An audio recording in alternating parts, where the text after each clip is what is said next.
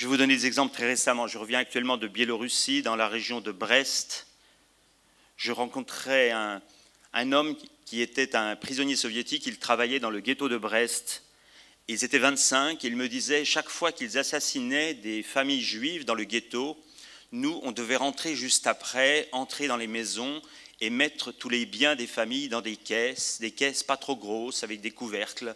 Alors on mettait une jupe, un bijou, un petit ustensile de la cuisine, un manteau, et on fermait la boîte. Et puis, on devait emmener les boîtes au marché pour les vendre aux enchères.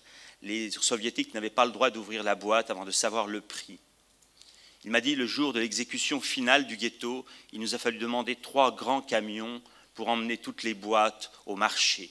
On n'a pas tout vendu, le reste, on l'a jeté. Cette personne parlait pour la première fois, il y a 5 jours, à Brest. Je lui ai dit, monsieur, pourquoi vous parlez pour la première fois? Puisque vous habitez Brest, c'est une grande ville. Il me dit, qui voulez-vous que ça intéresse? À l'Est, des milliers et des milliers de témoins qui étaient présents dans le génocide des Juifs veulent parler avant de mourir. C'est notre tâche d'établir les preuves du crime, de rechercher les témoins, de rechercher les douilles, de rechercher les objets que les Juifs ont enterrés dans le sol avant leur exécution, afin que l'on puisse, crime par crime, avoir les preuves. Et là, j'arrive à mon premier point. Je pense que face aux négationnistes, il ne faut pas dire simplement la Shoah a existé. Car malheureusement, les témoins petit à petit vont disparaître et les négationnistes vont se multiplier. Je vous donnerai un exemple. Je donnais une conférence à New York, à la Public Library, pour présenter mon livre. Et la première personne qui a posé des questions pendant 10 minutes, c'était un négationniste qui m'a dit que j'insultais la mémoire de Forisson.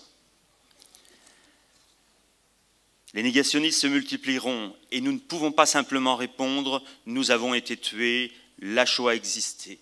La Shoah fut un crime. Il n'y a pas de crime sans trace, il n'y a pas de crime sans preuve. Nous avons absolument les preuves pour toute fusillade de Juifs du plus petit village de l'Ukraine, de la Biélorussie, et ces exécutions vont jusqu'en Ossétie et jusqu'à 17 km de Moscou.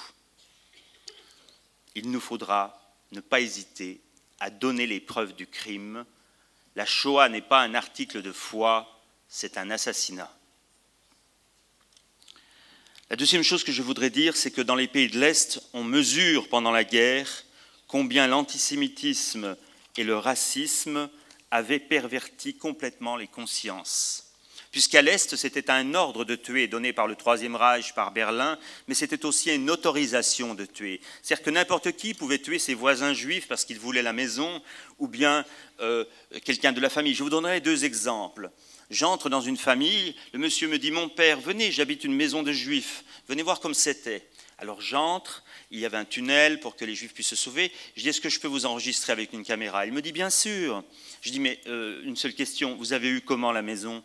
Ah, il me dit « Dans la maison, il y avait 2 petits bébés, la tête écrasée contre la porte, là juste à l'entrée, et puis un adolescent avec une balle dans le ventre, dans le salon. Alors la maman n'est pas revenue, donc on a pris la maison. » Et je lui pose la dernière question, je lui dis « Mais vous avez fait quoi des corps ?» Il me dit « On les a enterrés très loin, sous une grange. » Et je ressors de la maison et la voisine me dit « Qu'est-ce qu'il vous a dit ?»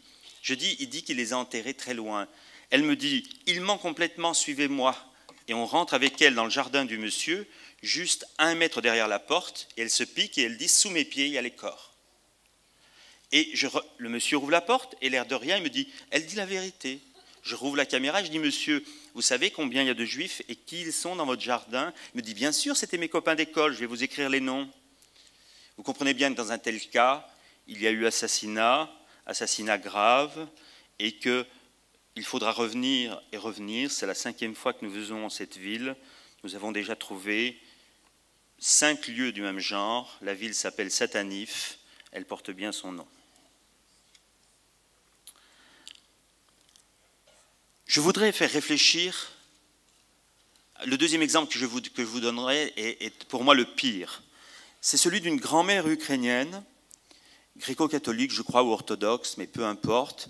Sa fille s'était mariée avec un juif et elle était totalement en désaccord avec ce mariage. Le juif est parti à l'armée rouge, c'était la guerre, les juifs faisaient la guerre comme les autres, c'est soviétique, Et la mère, ils avaient 6 petits-enfants, la mère des enfants est partie au marché. La grand-mère est allée à la Gestapo et a emmené les 6 petits-enfants se faire fusiller.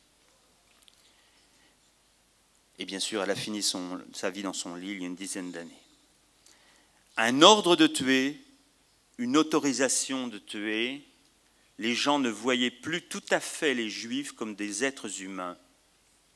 Et je crois qu'il nous faut réfléchir au danger de l'antisémitisme, pas uniquement, je dirais, simplement comme un danger, mais comme réellement une destruction totale de la conscience de la personne qui ne voit plus dans le Juif comme dans un autre, un être humain comme lui, il est un petit peu en dessous. Je voudrais faire réfléchir sur... On me parle de nouvel antisémitisme. Moi, je ne crois pas au nouvel antisémitisme. J'ai beaucoup étudié avant l'histoire de l'antisémitisme sous Drummond. Du temps de Drummond, du temps de l'affaire Dreyfus, je ne sais pas si vous vous souvenez, mais il n'y avait pas d'Israël. Et il y avait beaucoup d'antisémites. Il y avait des antisémites de droite, pour qui les Juifs étaient des étrangers. Il y avait des antisémites de gauche, pour qui les Juifs étaient des capitalistes. Il y avait des antisémites de tradition chrétienne, pour qui les Juifs étaient la raison de tous les malheurs des chrétiens depuis le meurtre de Jésus jusqu'à la Révolution française. Et cela créait ce que l'on appelait la Ligue antisémite. J'ai beaucoup réfléchi pendant des années.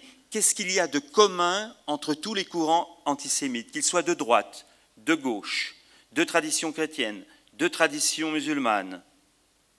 Quel est le point commun entre tous les antisémites? Vous savez, Drummond écrivait « La France est occupée par les Juifs comme le fut la Pologne ».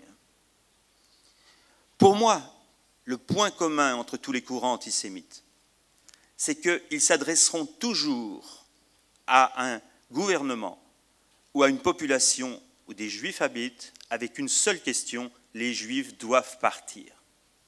Ils ont dû partir de Pologne, ils ont dû partir de Russie, ils ont dû partir d'Allemagne, ils ont dû à certains moments partir de France, d'Espagne. Les antisémites s'attaquent en Israël tout simplement parce qu'il y a des Juifs. S'il n'y avait pas de Juifs chez les Palestiniens, je ne pense pas pour ma part qu'ils s'y intéresseraient. Et cela est important parce qu'il nous emmène dans un piège. Lorsque les antisémites s'attaquent à Israël, on a envie, évidemment, à juste titre, de défendre Israël. Mais s'il n'y avait pas Israël, ils s'attaqueraient à New York, ils s'attaqueraient à Paris, ils s'attaqueraient à tous les lieux où des Juifs existent de façon normale, comme des êtres humains, comme tout le monde qu'ils sont, ce qui pour eux est insupportable. Alors, je dirais, ne nous trompons pas. Les antisémites n'ont qu'une idée, que les Juifs partent. Enfin, pour conclure, j'ai beaucoup réfléchi sur cette conférence, ça fait déjà 3 jours qu'on est là, où on est passé par toutes les couleurs, je dirais, après le coup d'éclat du président de l'Iran. Il me semble qu'il y a à réfléchir. Cette conférence internationale, elle a comme sujet l'antisémitisme, le racisme, l'intolérance. Mais dans chaque pays, il y a du racisme, de l'intolérance. Aucun pays n'est venu en se disant « nous venons à cette conférence pour faire notre autocritique ». Nous venons à cette conférence pour dire ce qui ne va pas chez nous.